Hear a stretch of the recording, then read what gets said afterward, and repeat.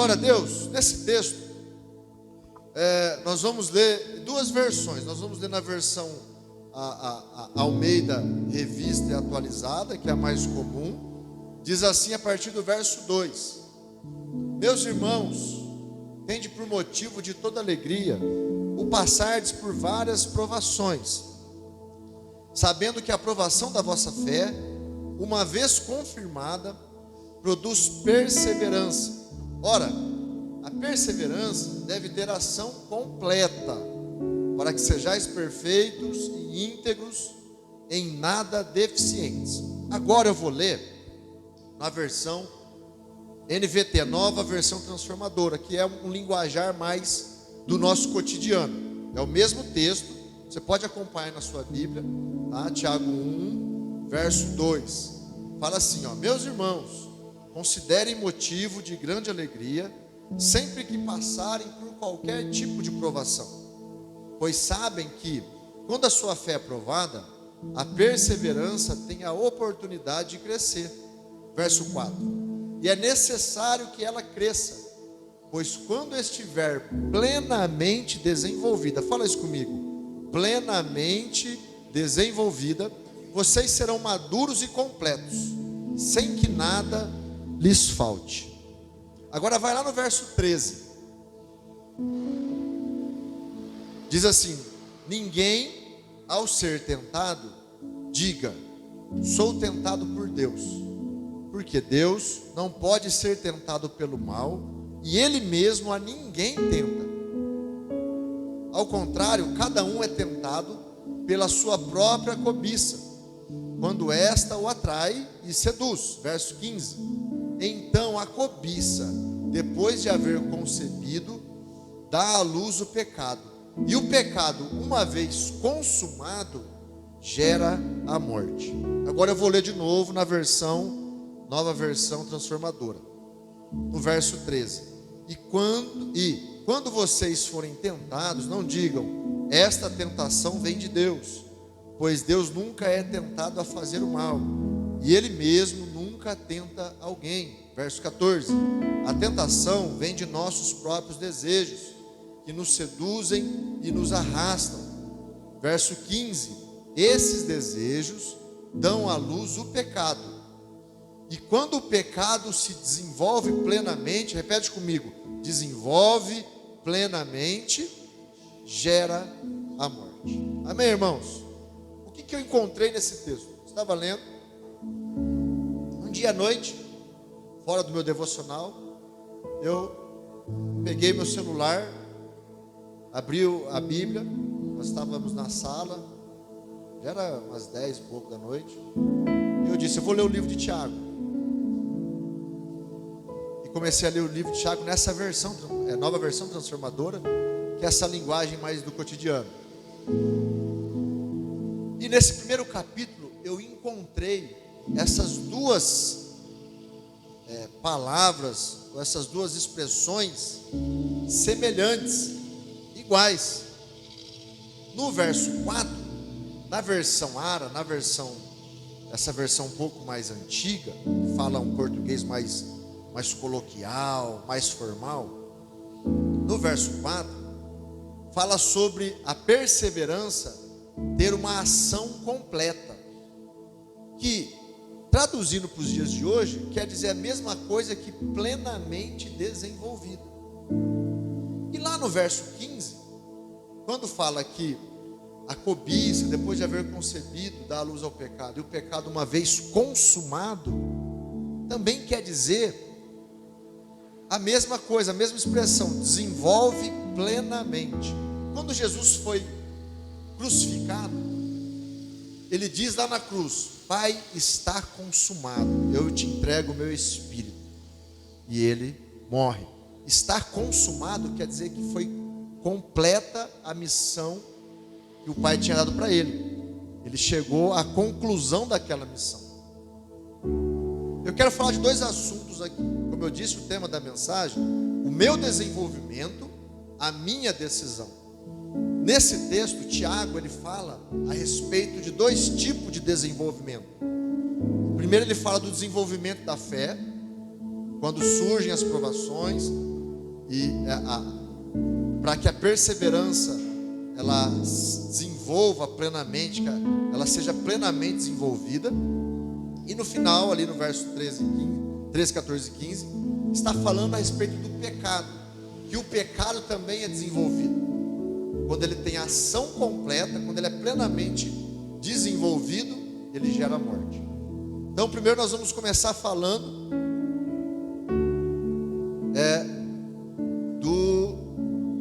do pecado, tá bom? Do verso 13, 14 e 15. Você pode acompanhar comigo na sua Bíblia. Mas antes, eu queria falar sobre essa questão do desenvolvimento, para a gente ter uma ideia melhor. O que quer dizer desenvolvimento? Nós tivemos no nosso culto no lar na sexta-feira, falamos um pouco a respeito disso. Chegamos lá, estava o Denilson, o anfitrião, né, dono da casa, com 2 cachorrinhos no colo, porque os cachorrinhos não paravam de latir. E eles ali, com o Denilson, e eu perguntei para o Denilson, falei, o cachorrinho, quando você pegou ele, era pequenininho, né? Era pequenininho, bebezinho. E aí teve todo um processo de alimentação, de cuidado, e eles foram desenvolvendo e os cachorros cresceram. Eles cresceram, né? Isso mesmo. Então, só para a gente ter uma ideia, para que alguém se desenvolva, para que um animal se desenvolva, até para que uma bactéria se desenvolva, um vírus, é necessário algumas coisas. É necessário um ambiente adequado, né, para uma criança crescer, se desenvolver. É necessário um ambiente adequado, é necessário uma alimentação adequada, disciplinas adequadas, temperatura adequada.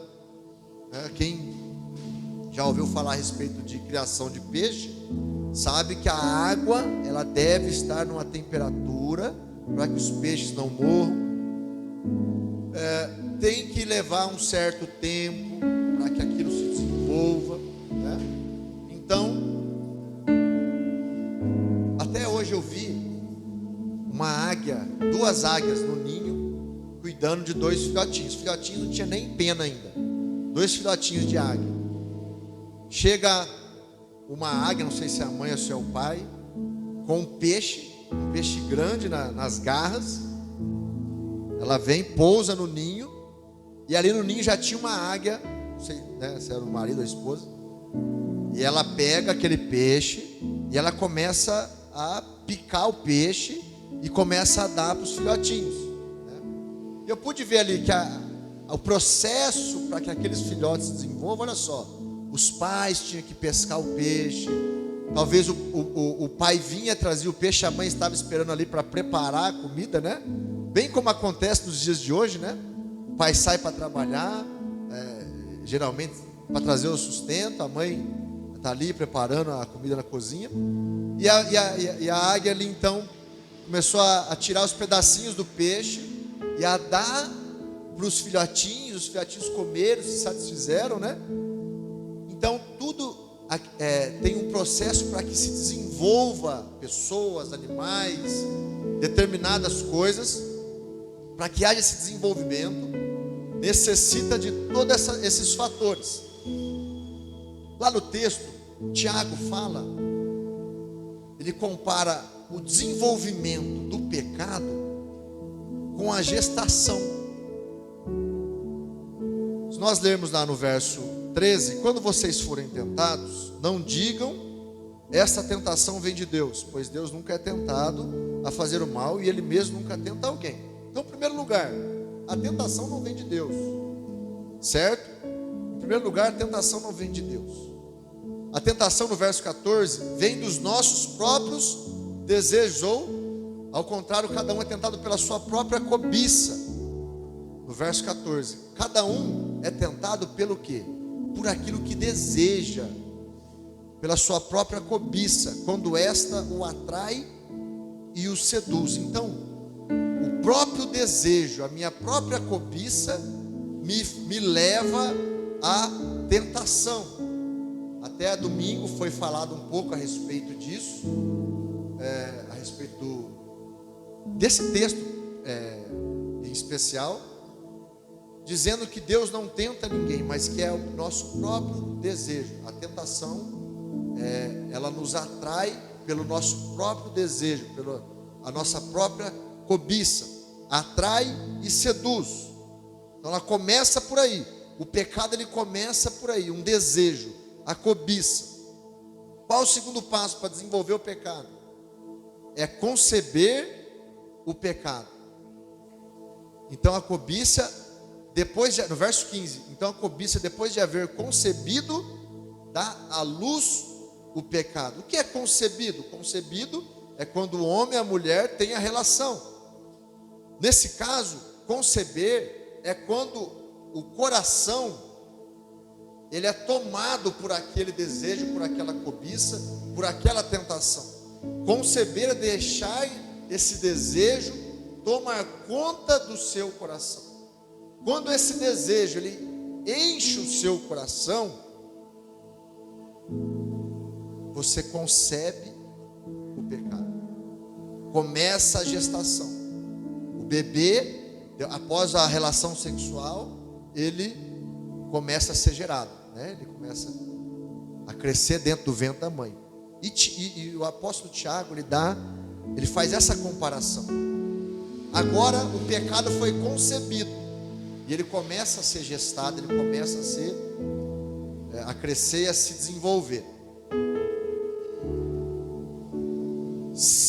Quando o pecado ele vem à luz, no final do verso 15, o pecado uma vez consumado, ou seja, desenvolvido plenamente, uma vez consumado, o que acontece? Gera a morte. Em Romanos 6,23 diz que o salário do pecado é a morte, a recompensa do pecado é a morte. Então, quando acontece uma tentação, um pensamento, um desejo, e eu sem perceber começo a pensar naquilo, deixo aquilo entrar no meu coração, começo a planejar, começo enfim, eu não percebo, talvez, eu vou deixando aquilo entrar no meu coração, aquilo encheu o meu coração, de repente o pecado é concebido dentro de mim. E ele começa a gestar, eu começo a planejar como praticar, eu começo a pensar na forma que eu vou fazer para aquilo acontecer. Até dentro disso, nós conseguimos impedir o pecado de acontecer. Nós conseguimos, vamos dizer assim, fazer um aborto do pecado. Quando eu percebo que aquilo está tomando meu coração, que aquilo é errado, que a palavra de Deus vai contra aquilo ali, eu percebo que o que está acontecendo dentro de mim, eu coloco isso diante de Deus, eu confesso diante de Deus, olha Deus, eu estou sendo atraído, seduzido por isso, eu estou sendo tentado por isso, me ajuda, tira isso de mim, eu rejeito esse sentimento, eu rejeito essa atração em nome de Jesus. O nome de Jesus tem poder, amém? Não é verdade? Para isso, para nós guerrearmos, para nós batalharmos pela nossa fé santíssima. Então eu começo a falar isso, a verbalizar. Eu rejeito, eu não aceito isso, eu declaro tudo isso que eu estou pensando cancelado em nome de Jesus, e eu aborto o pecado. Ele não tem a ação completa, ele não se desenvolve plenamente, ele não vai até o fim, ele não vem à luz. Qual que é o problema do pecado? Ele não pode vir à luz. Eu preciso abortar isso. Se eu ficar pensando, se eu ficar matutando, se eu ficar ali deixando aquilo dentro de mim, se eu não tomar uma atitude, se a minha decisão não for por não deixar o pecado se desenvolver, ele vai vir à luz. Eu tenho que tomar uma atitude, eu tenho que ter uma ação, eu tenho que fazer alguma coisa, eu não posso ser passivo, eu tenho que reagir para que ele não se desenvolva. Amém?